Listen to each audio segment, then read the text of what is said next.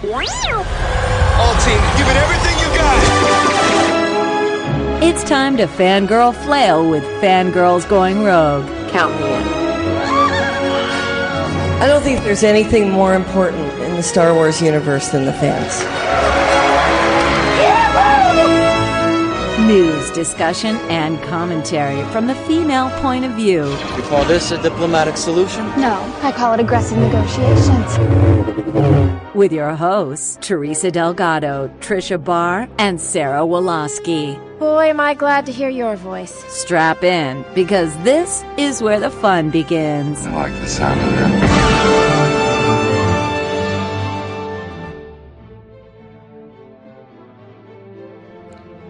Welcome, Yub Cubbers, to a special edition of Fangirls Going Rogue. You Talk, We Listen is an oral history presented by this podcast. In this series, we explore the oral histories of fandom from many different perspectives. In this special episode, recorded at GeekGirlCon 2017, we talked to the amazing fans Maggie Nowakowska and Tish Wells about their experience being Star Wars fangirls from 1977 on. My co-host Sarah Woloski and I had a great time learning about their stories and sharing their experiences, maybe getting a few tips and bits of advice from these women's experiences, and noticing that the more fandom evolves, the more it stays the same. We hope you enjoyed this special episode of Fangirls Going Rogue, and we have a new episode, Fangirls Going Rogue 59, out that talks to two other amazing women, Becca Harrison and Amy Rickhow, who are doing really incredible work cataloging and finding all the women in Star Wars and the ways they are represented in the film and also in books and legends. So we hope you'll check that out. For now, enjoy this interview with Maggie and Tish. Welcome, Maggie and Tish, to Fangirls Going Rogue. Tish, can you just tell us a little bit about your fandom and where you started as a Star Wars fan?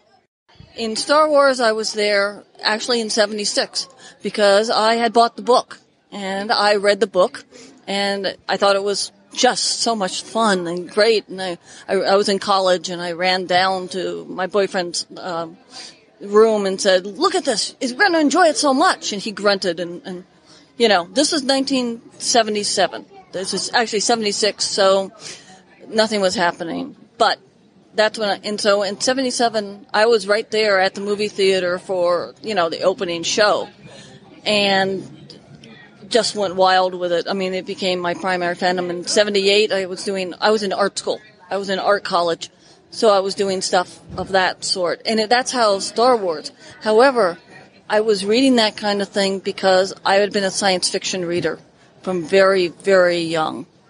And I started with Hugh Walters, who was a British rocket scientist writing books for young boys. And I was 6 or 7 years old when I was reading some of those. And the last one in that series had a girl. There you go. But the science fiction gave me an awareness that Star Wars was going to be really great. And then the movie came out, and it was so much more exciting than 2001. And that's when I went rolling on it. All right, Maggie, how about you? Well, in Star Wars, I had an interesting experience. I was working for a small publishing company, and we had a small book that came out, and the ABA was down in San Francisco. So we were up on the mezzanine trying to sell to people from the mezzanine. But we happened to be right over the Ballantine Books, huge area on the main floor. And on the main aisle that went right by Ballantine Books was a gentleman dressed in this black outfit, a very tall gentleman in a black outfit standing there with a mask and arms akimbo. And it was really intriguing because you would have all these business people come walking down the aisles with their bags of books and everything, and their eyes would get big. They had no idea who this guy was, and they would just walk around him as far as they could get. And I'm watching this. I knew that Star Wars was coming out. I had seen it in Starlog. I had seen the book. I picked up the book in 76, flipped through it, hit one of the pages that just didn't appeal to me that much. It seemed to be a little bit boy fanish. And so I put it back. I regret this majorly. But this was the week in May. I'm watching this happen because I didn't get to see it the first night because I was working. But I watched those people not knowing who this person was and say, this is going to be a hit because these people are reacting to simply the living archetype that they're looking at. I didn't get a chance to go to the preview showing they gave. I was up on the mezzanine, but I did get one of the first t-shirts that was a beautiful t-shirt, French cut with just the Star Wars across the front of it, size small. I can't wear it anymore. But I came home, went to see the movie, and was immediately hooked. I had been reading science fiction since, well, my mother put the Golden Book of Astronomy in my hand when I was like 4. And then I got Space Cat on Venus out of the library when I was 6. And my mother and I used to read science fiction together because she didn't have anybody to talk to about it. And I got into Star Trek in 1966. I was in college. And I knew through Star Trek fandom that there were fanzines. I started writing a couple of Star Trek fanzines, came out in 1977 spring. And then Star Wars came out. And by the end of the summer, I'd written my first fan story and found a zine to put it in. And that was my introduction to fandom in Star Wars. So I was there right at the beginning. Right at the beginning. Wow. I think that we should point out that I'm 59 and Maggie is? Maggie's 68 and a half. So we go back a long way in fandom because the fandom for me, basically, it started in 1977. And all my high school friends had been at the theater with me as well. So we could refer back to them, and they, of course, all went to college, and they had joined fandom. But we had started the science fiction group in high school. And so they understood that. We went to our first convention together. It was a Star Trek convention in Washington, D.C. And fandom, the term fandom, the definition of it has changed a lot over the last 40 years. I was just going to ask, what does fandom mean to you now versus then? I don't actually think that, to me, it has changed that much because I swim in the same fanish pools. I mean, they may have expanded to different things, but it's always been either the people or any kind of writing that I do.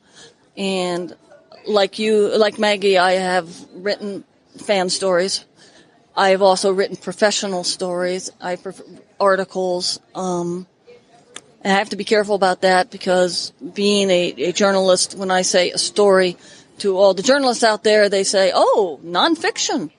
But to a fan, they would not think that way. So one has to be, in my book, careful. Something that other people don't have to deal with. I'm just, so most of the things I've learned and most of my fanish dealings and stuff remain the same. The same, you deal with people the same in fanish circles. But fandom has changed so very much in 40 years itself. It went from a very small group to, oceans. It moved mainstream. The main difference I see in fandom between when I started and what I have seen over the last few years, because I believe it's changing again, we had to make everything ourselves. We wrote Star Trek because we wanted more episodes of Star Trek. We wrote Star Wars, especially in those first 3 years when we only had the first movie and it was wide open. We invented Star Wars universes for ourselves. We invented the storylines for ourselves, and we would sit down and talk for hours. Why did Obi-Wan say this? What could Vader be? What is the Force? We were doing that all on our own without many, many, many pages of stories and such. But if we wanted to do a costume, we did it ourselves. We went and got the material.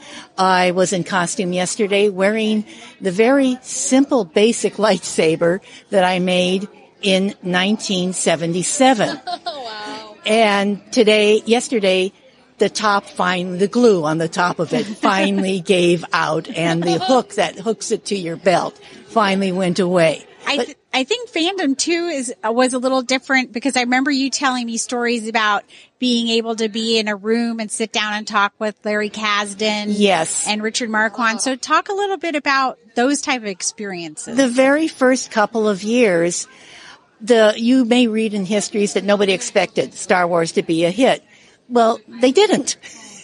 The toy companies had to play catch up, and the guys many of them were science fiction fans themselves, so they would come to science fiction meetings. Nowakowska, I met Larry Kasdan, I met Marquand. I had lunch with Sidney Gannis when he was Sid Gannis. And it was Larry Kasdan, not Lawrence Kasdan, when I had lunch with him. But they would come to cons, they'd come to little film meetings, and you could meet and talk with people. If you went to a convention in England, say, in the late 70s, I did in 79 to SeaCon, they were much more casual than American cons. And Gary Kurtz and his daughters just wandered around. They had no keepers, they had no gophers, and you'd stop and talk with him, which we did. And he was aware of the beginning of Star Wars fandom. He would say, we're aware of it. We know about the fanzines. And this was before they started buying them. Because in the early days, they bought them from us. Send us 3 copies, one for the Skywalker library, one for the ILM library, or another library they had, and I don't know what they did with the third. But I do know we got to meet Maureen Garrett. And we had we had a conversation with Maureen, quite a bit of correspondence with her. And she would tell us, well, we can't keep this fanzine in stock, so we have to go back and order more from the publisher. It was much more intimate. Marquand, we sat in a small room at Nowakowska talking about Palpatine and the details of it. It was like sitting here talking with you. He was that far away, and he says, okay, people, who is Palpatine? Or no, what is the Emperor's name? That's what it was. Because only some people who followed enough of the secondary material would know. And the room sort of sat there and looked at him, and I raised my hand. I said, Palpatine. And he said, yes. And we went on from there. Fantastic. I want to ask Tish, too, because you've interviewed George Lucas as a professional. Yes, I've interviewed him twice. And reviewed books. So tell people a little bit about that, because there's this misconception that women weren't participating as professionals even on that side. I interviewed George in 2005. So not going all the way back. There was an exhibit of costumes being held at the Fashion and Design Institute it's the one in California. And I was working at Knight Ridder as basically their researcher and a lot of other things. And I said, oh, look, costumes, Star Wars. Okay, I know how to do this. So I called them up and said, I'd like to come out there and write an article and stuff like that. I was also the webmaster, so I knew how to make it all work. And they said, oh, that's okay. And when do you want to schedule your time with George?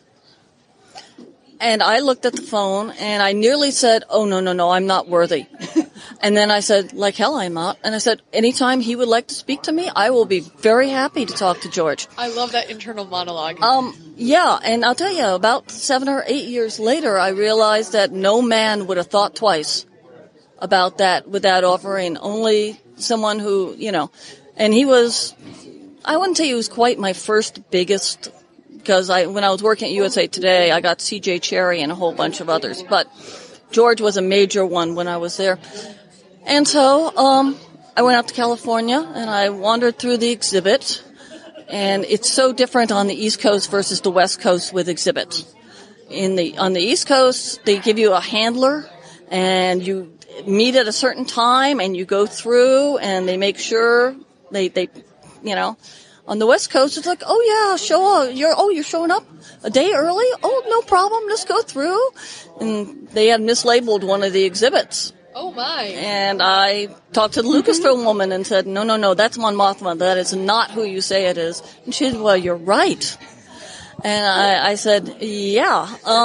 Good thing I was here to review this. Yeah, it was just kind of amusing. And the next day I went up and I sat down in front of George. And I remember it vividly because I had a little tiny recorder and I stuck it in front of him. And we started talking. We ended up discussing the Singapore. We also ended up discussing IMAX and how you film in IMAX. And I forgot to pull out my notebook to take paper notes, and I just never forget his sort of puzzled expression.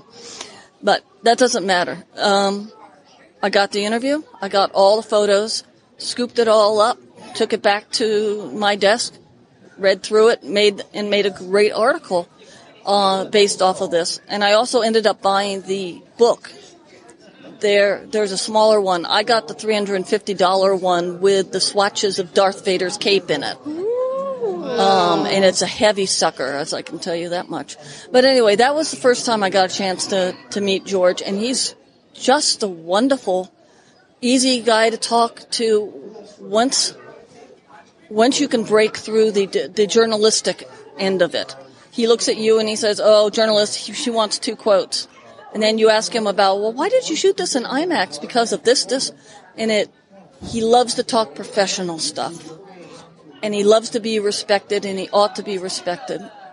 And the second time, I hadn't planned on it. I was out for Star Tours. I watched Bob Iger and Lucas and went, someday Disney will own Star Wars, I can tell. I just watched them and went, this is going to happen. But I thought George would die before he sold it. It doesn't matter. And then my friends bopped over to me and says, hi, we've set up an interview with George for you. You've got a half hour. Whoa. And I looked at them and, what? Like a half hour until the interview, or? Yes. Oh my gosh. Yes. Like, yes, and questions. at that time I had a Disney keeper who wanted to ask me, and I just remember sitting there saying, what am I going to talk to him about? And the guy is saying, well, what about the war in Afghanistan, which is what we were covering? And I was just like, no. If you're going to look for horror stories, look at Bagram. Don't look at the Iraqi prison. And the other half of my head's going, what am I going to talk to him about? Anyway, I got a chance to go in there. And because I was not prepared for this, I had a tiny recorder, which I put on my foot and hit record on my camera, my little flip cam over on one side so I could, get video of this. And started asking questions. And it might have sounded and looked pathetic, but it gave me what I needed to go the next step. And it broke up the 2 people. George was laughing and sympathetically, and we had a good time. Well, he would appreciate that because his filming sometimes was a little, just make it happen. Well, hey, flip cams worked for that in their period, and then it got moved on to another. To like the phones now. Yeah. Yeah. I had a flip cam too. They were great. Oh, they're wonderful. But anyway, George was very nice both times. He was a gentleman, and if you can make him laugh and you can get through that, oh God, I've heard this question for the upteenth, 1000th time, he is a great interview. For us, for our fandom, we could just DM each other. We're on a chain. And I know that wasn't how you guys got to interact. It wasn't even phones, really, generally. It was conventions and letter writing. You want to tell us about that? Very recently, I've started going through my letters to see what we said about Star Wars then, and see what they said about the books, the fan lit we wrote. And it's been absolutely fascinating to go through that because, yes, 10-page letters, both sides, handwritten or typed, but still long letters. We're discussing the Force. We're discussing whether Vader is good or bad or why he's good or bad. We're talking about, this is before TESP. So we're talking about Luke and Leia. Oh. Not Leia and Han. Han. Were they shipping? Were they together? Or? In my fanlit, they were, and I won't say that I didn't get the night of the celebration after Yavin, and Luke's off talking to the pilots, and Leia's depressed, and Han stops by to say hello. So maybe something's happened in the story, but I was trying to write Star Wars as if it were not a myth, not a children's story, as if it were something that really happened, as if it were Star Trek as far as really happened. So I was trying to write the politics, what it was like to be a senator or a princess, the hassles or hassles not that Luke might get from the other pilots. You know, you're a hero now. But we talked about those things for pages on, and we had people from all over, not only the country. We would have people from Germany. I had letters from Germany, letter from Sweden, and people were writing in English as well as their own languages. In 91, I was the fan guest of honor at the Italian annual science fiction convention for the fan contingent. And they paid my way to Italy. I gave a speech on Joseph Campbell. Yeah, it was wonderful. It was right after the first Iraq War, so Europe was desperate to get people to come there, and I got a round-trip ticket for $800 from Seattle to Italy. We was in San Marino at the top of the volcanic plug. It was glorious, and it was so much fun talking to the Italian fans because they understood things in a different way, and I got to see Star Wars dubbed in Italian. And the Italians are very proud of their doing accurate dubbing. And Luke had a deeper voice. It was not Mark Hamill's voice. Han sounded like the Godfather, don't you know? And the language differences were very different because Yoda was sensei and Palpatine was padrone. And we only have one word. We say master. And, you know, it can be interpreted in a lot of different ways, but they were very clear. And I'm sitting there starting to listen. When did Leia stop using the formal pronouns to Han?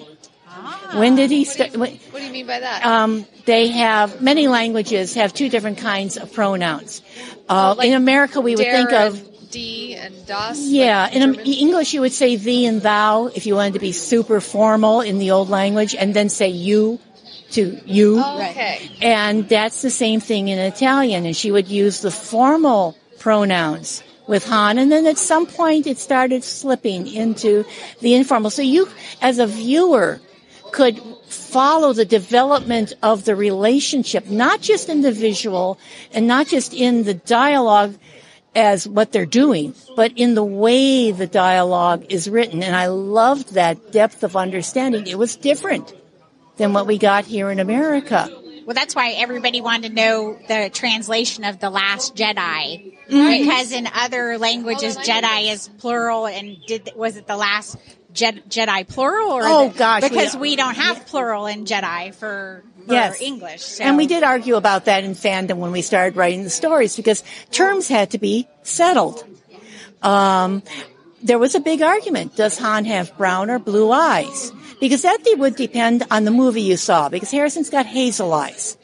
And I saw in my theater blue eyes. And I really got knocked on because Harrison Ford's got hazel eyes. Oh, I said, I'm talking about Han Solo, not about Harrison Ford. When I ended up in grad school, because you get out in 1980 and you can't find a job, in a couple of years you decide this is going to do it. But I wrote a paper on, I went to library school and got my degree. I wrote a paper on film libraries, and which got me all into the fact that a lot of the old film prints, especially of those periods, were fading. The color was changing on them, which is one of the reasons that and they've gotten whopped on unjustifiably about digitizing these things and making the colors different. Because if you look at the old, if you go down and you look at the old film, it's fading away. Take a look at Polaroids from this period too. The color dyes were not set. So you're quite right about it's like the Bespin dress that some people think is brown and some think is blue or periwinkle. Mm-hmm. Yeah. Oh, wow. There's an exhibit of of Indiana Jones that's been touring around, and in Raiders of the Lost Ark, Marion is wearing what I thought was always a blue shirt in the scene in the tavern. the shirt in that exhibit is not blue. It's sort of green. And I don't know if it was the original shirt, which they were supposed to be, or if it was they just lit it so it looked blue. But I mean, I've got pictures of the thing, and you can compare them. It's gorgeous. It's well worth it. But anyway, that was a big question as to that. And Maggie is a generation in writing ahead of me. So when I entered and started doing the writing, I was very young on the totem pole. And Maggie, whether she knew it or not, was way up on the totem pole. So you started setting things. So all my archive of letters, and I've got 30 years worth of letters dealing with fans and fandom, deal with it from a different, I guess, social level is the way of putting it. Well, yeah, we had to invent everything. And now they call it a Jedi Temple. My stories came out very quickly. I was at that point not yet living with anyone yet. I was having some health problems, so I was working off and on. I had a lot of time. And I even went and took 2 weeks of a vacation off to write the first what happened, how Darth Vader and Obi-Wan screwed up story. And I took weeks off, and I simply sat at home and wrote that story. But I had Jedi enclaves. And I had enclaves on different planets. So it would work with the politics in different planets. And I had a rule that the Jedi were nowhere near the center of politics. They were not allowed to have an enclave on the center where the Senate was because of complications that we saw happen in a different universe of Star Wars. But that's the kind of invention we had to do, because people would say, well, why do the Jedi do this? Why don't they do that? And for those first 3 years, we could do it. While Tish was talking, it reminded me of another thing that affected how fans saw. These were films on film. And there weren't many of them at the beginning, and they had to rush a whole lot of them through. And people would start saying, wait a minute, it's 3 weeks later, and I didn't see a scene that I used to see. People were clipping the movie and selling the frames. And that was a really big problem. There were also some scenes, I swear, that I saw the first 2 weeks, and they weren't in it in later versions of Star Wars, I said, and from what I've read, they say they were, because they were hurrying things through, there were some things that clipped through. When Obi-Wan first shows up to save Luke, you hear the Krayt Dragon call. You don't see him at all. All the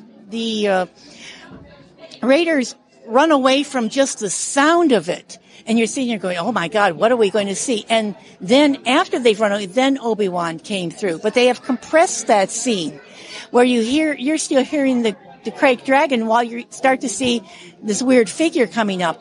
It was a lot more suspenseful the first time around.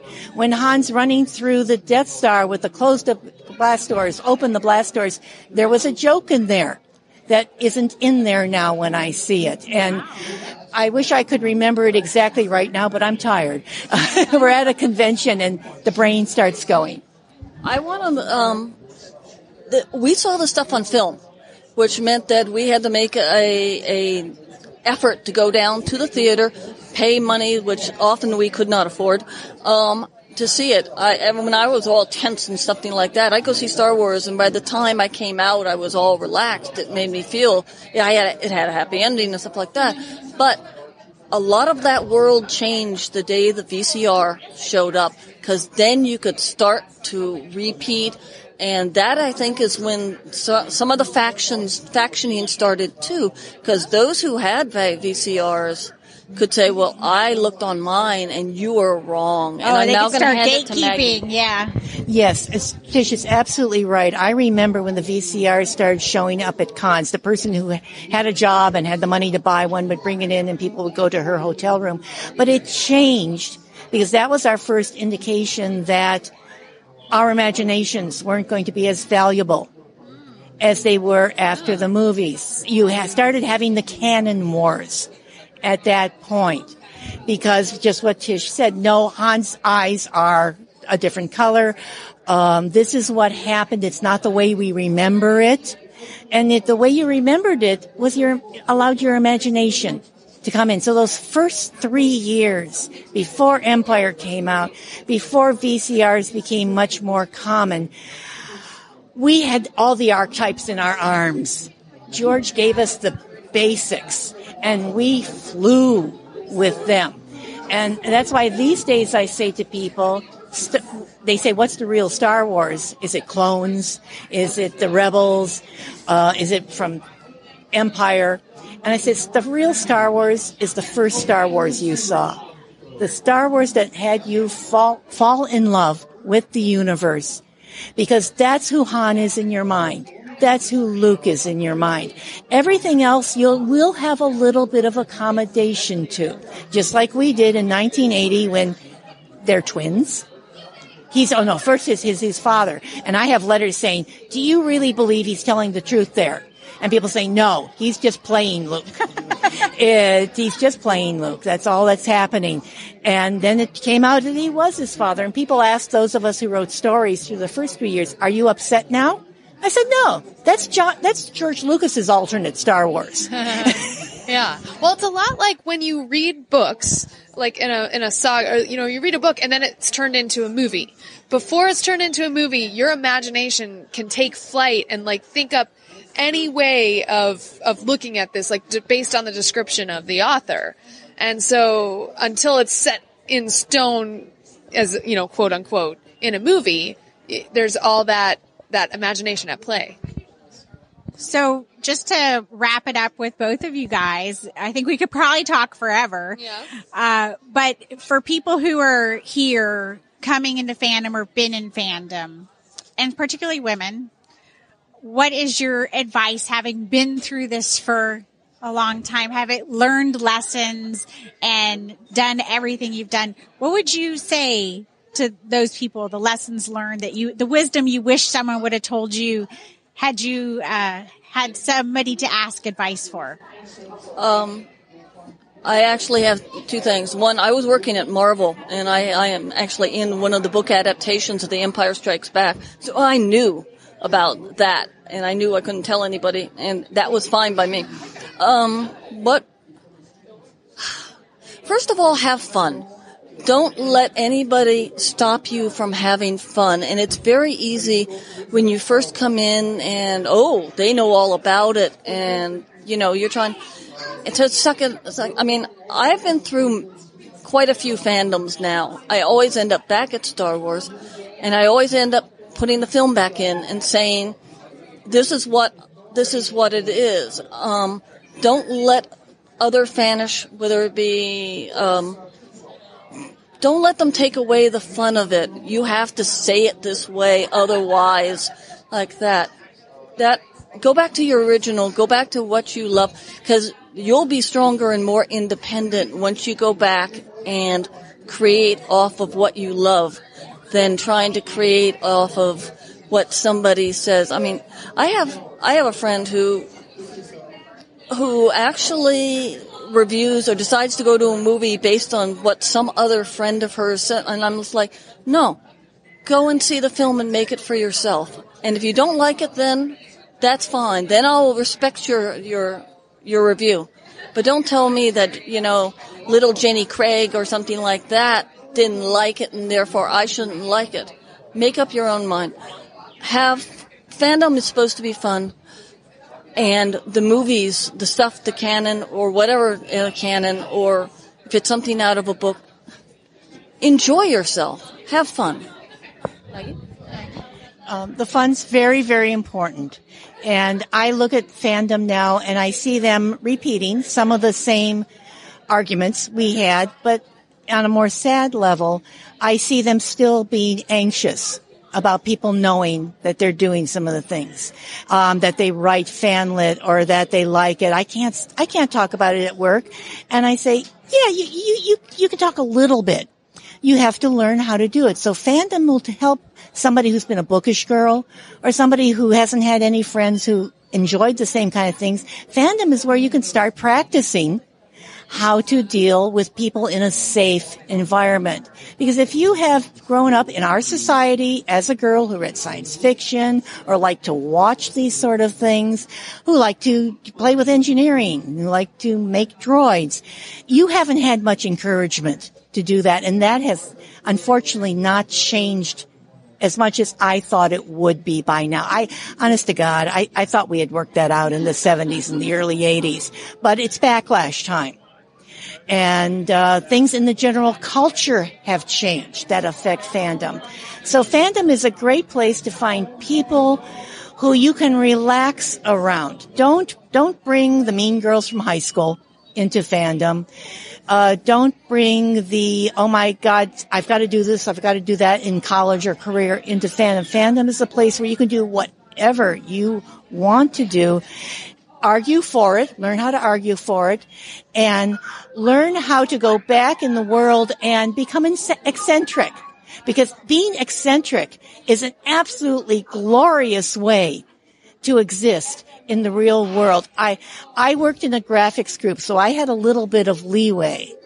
But still, after you start talking about fandom, or you start talking about the movie, they say, I like Star Wars. I enjoyed this one character. But after 3 minutes, they don't want to hear you talk about it some more. So you learn how to kick back, how to enjoy those 3 minutes, and have your pictures on your cubicle if you can do that. And casually mention it and bring forth what you learn about costuming. You can then learn to talk about fabric with somebody, about droids. You can then learn to talk to other people about the guys, about the droids, the other gals about the droids. I got away with a whole hell of a lot of work by honing the eccentric aspect. But I was in fandom at the beginning of the last new second wave feminism, they call it, or is that, I believe that's what I am. I'm second wave Stonehenge. God, I'm tired.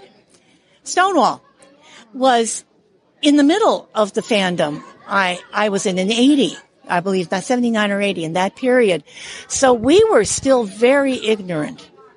The fans today know a great deal more because of all the ice that was broken there.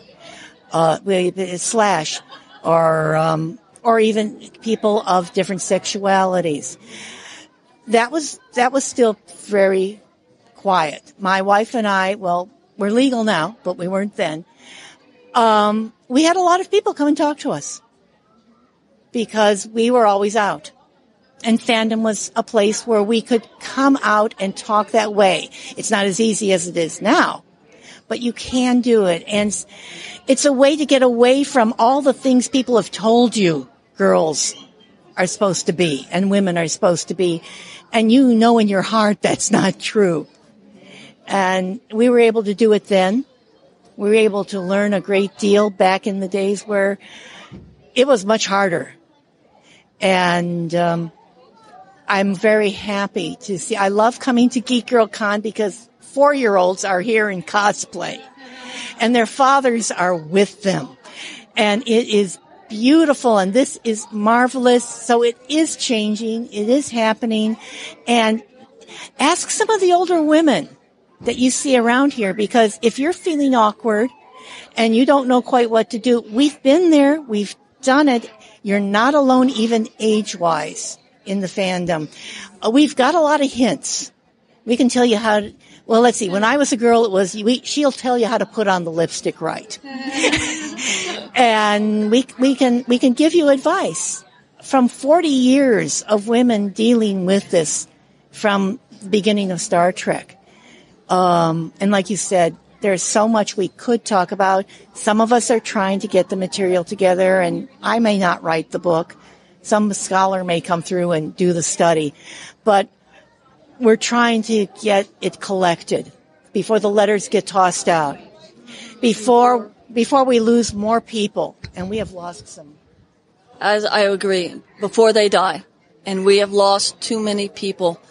But we were discussing this on one of these things on Facebook, and I said, well, I've got all my letters. And Maggie said, well, I've been going through my letters, and a third person who was a prominent zine editor at the time says, oh, yeah, I have all mine. And a fourth woman said, oh, I have all my late sister's letters as well, and I have all those letters as well. And so the material is there for someone to write a real good book, or to write a real good piece of fiction weaving what comes out of those letters. And I don't necessarily think it's going to be someone within the fandom, because it's too much. I mean, for example, I don't want anyone reading my letters until I'm dead. So maybe after. Yeah, if one, or I can put in my will and have them burn them all. Oh, don't do that. I don't know. They need to go somewhere. Yeah, well, my Spanish executor who's sitting next to me, you'll have to talk to her. And I don't intend to die before her. All right, ladies. Well, I think that was powerful bit of advice, and we appreciate you taking your time, and maybe we'll do this again. Definitely. It's great to hear these stories, and I think another way of capturing your story is through podcasting. Yeah, so exactly. Yes. I want to say one more thing. The ball has just started rolling on this. Tish and I have been dropping seeds all over the place, to mix my metaphors, trying to get people to pay attention to it. And it is just now, in about the last year and a half, with the documentaries being worked on. And so this is a good time. This is the first 3 years between Star Wars and Empire, where a lot of good ideas can be thrown out, and we can find really great ways to do that, because it may not come out in my lifetime, but it may come out in Tish's, yours, or so the 4-year-old who I listened to coming down the stairs with her dad talking about, oh my God, the video game she's going to go play today. But we have to do it now. It doesn't happen without somebody saving things. If you do an email that you send and your friend says something neat, or you have a posting, your friend says something, copy the damn thing and put it in a Word file. I do that a lot. Or make it, put it in paper form. Paper form is very important still. Paper lasts. Email printouts fade. All right. Thank you so much. Well, where can we find you on social media? I'm on Facebook. I don't do Twitter. There's just so much time left in the world. But I am on Facebook under my name, and I have a few stories posted on AO3 that are mine, and then Tish and I have some stories that are posted, and you can find out our emails that way too, by commenting. I don't actually know, because I don't talk a lot with other people. I try to stay within, just for various personal reasons. But going through your page or something, if you want to go through the Fangirls thing, because that would be much more comfortable for me. This is actually the first time I ever admitted in public that I actually did fan writing. And because in my real world, in a world that I still want to exist in someday, or something like that, believe me, my newsrooms would not think well of this, and which means I may never end up in another newsroom. But times are changing, and I decided, or as a friend of mine says, what do you got to lose?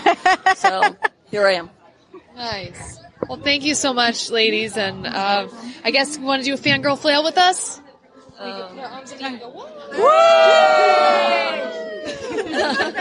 Yes. Okay. Oh, God. 1, 2, 3.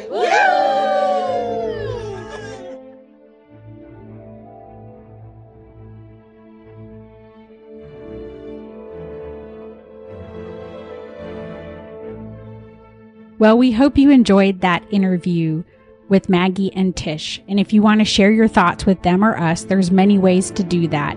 Definitely reach out through our website, fangirlsgoingrogue.com. You can follow us on Twitter at FGGoingRogue, Tricia at Fangirl Cantina, Teresa at Ice Cold Penguin, Sarah at Jedi Tink, and Sandra at Geek Chic 9. You can email us contact@fangirlsgoingrogue.com. And if you have feedback for Tish or Maggie, send that our way and we'll pass it along. You can join our Facebook group, Fangirls Going Rogue, and we also have a private discussion group that you can search and join. You just have to answer a couple questions where we share fandom in a safe space. You can check out our Instagram @FGGoingRogue, voicemail 33121-EWOKS or 331-213-9657. And please go to iTunes and leave us a positive 5-star review. We need your reviews so more people find us. We'd love that if you share this episode specifically. We appreciate that. And until next time, yub, yub.